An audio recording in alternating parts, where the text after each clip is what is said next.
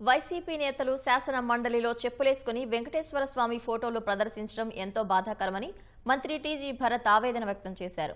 ముఖ్యమైన అంశాల గురించి చర్చించకుండా శాసన మండలిలో వైసీపీ నేతలు వ్యవహరిస్తున్న తీరు బాధాకరమన్నారు.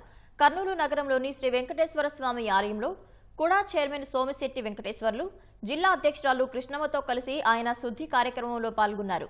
అనంతరం పూజలు నిర్వహించారు. తిరుమల నెయ్యిలో కల్తీ జరిగిన మాట వాస్తవమని, తప్పు జరిగింది కాబట్టే జగన్ అడ్డంగా వాదిస్తున్నారని భరత్ ఆరోపించారు.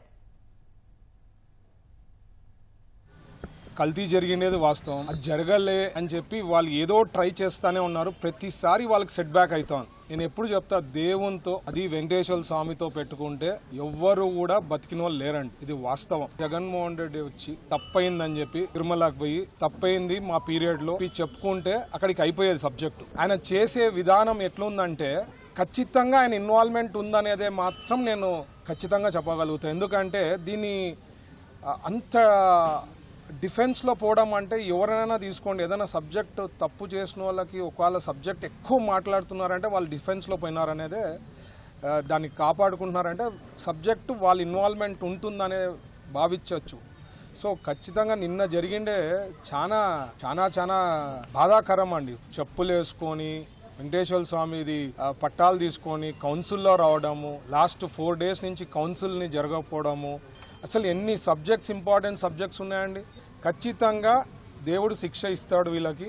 ఇప్పటికన్నా వాళ్ళకి బుద్ధి తేవాలా దేవుణ్ణి ప్రార్థించున్నాము. దేవుడు 2 నామాలు పెట్టారు మన 2024లో. ఇట్లే కన్నీ అయితే సింగిల్ డిజిట్కి అవుతారు. స్వామి వారి పటాలని తీసుకెళ్లి వాటిని ఉపయోగించిన తర్వాత ఎక్కడ పడితే అక్కడ పడేయడం అనేది, అంటే మీ రాజకీయం కోసం దేవుణ్ణి వాడుకుంటారా?